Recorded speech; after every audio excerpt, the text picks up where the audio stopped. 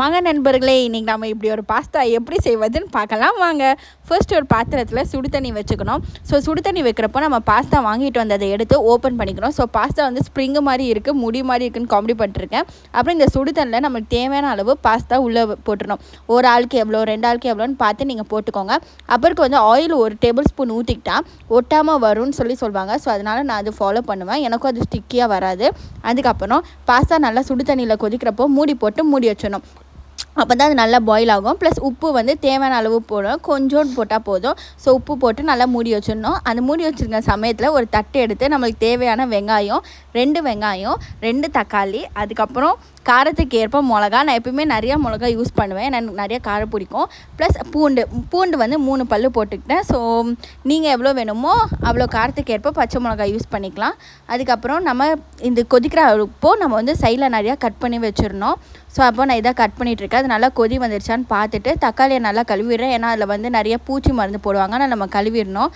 அதுக்கப்புறம் வந்து பாஸ்தா வெந்துருச்சு. அதுக்கப்புறம் ஒரு பானையில் எண்ணெயை வந்து 3-4 டேபிள் ஸ்பூன் ஊற்றிக்கோங்க.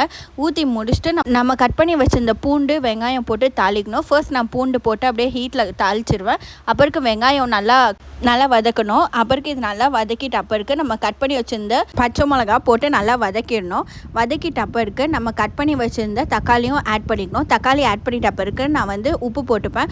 உப்பு, அதுக்கப்புறம் லைட்டாக மஞ்சள் தூள் போட்டு அதுக்கப்புறம் நம்மளுக்கு தேவையான மசாலா, ஃபர்ஸ்ட் கொரியாண்டர் பவுடர் தான் நான் போடுவேன். ஸோ கொரியாண்டர் பவுடர், அதுக்கப்புறம் நான் வந்து பிரியாணி மசாலா யூஸ் பண்ணுறேன் லைட்டாக. அதுக்கப்புறம் வந்து காரப்புக்கு ஏற்ப மிளகாத்தூள் போட்டுக்கோங்க. அப்புறக்கு எங்கள் அம்மா அரைச்சி கொடுத்தேன். நான் வந்து கரம் மசாலா எப்பயுமே யூஸ் பண்ணுவேன். அதுக்கப்புறம் கரம் மசாலா, அதுக்கப்புறம் நான் சிக்கன் மசாலா போட்டுருவேன். ஸோ சிக்கன் மசாலா வந்து நான் மோஸ்ட்டாக எல்லா சமையலுக்கும் யூஸ் பண்ணுவேன். அதுக்கப்புறம் வந்து மசாலாஸ் எல்லாமே போட்ட பிறகு காரத்துக்கு ஏற்ப மிளகா பொடி போட்டுட்டு அப்படியே லைட்டாக தண்ணி ஊற்றி சுண்ட வச்சுருங்க. அப்புறம் நம்மளுக்கு வந்து வேக வச்சு எடுத்த பாஸ்தாவையும் நான் இதுக்குள்ளே போட்டுருவேன். ஸோ பாஸ்தா எப்படி உதிரியாக வந்திருக்கு பாருங்கள். அப்படியே அந்த சூடான இதில் பாஸ்தா போட்டு நல்லா கிண்டி விடணும்.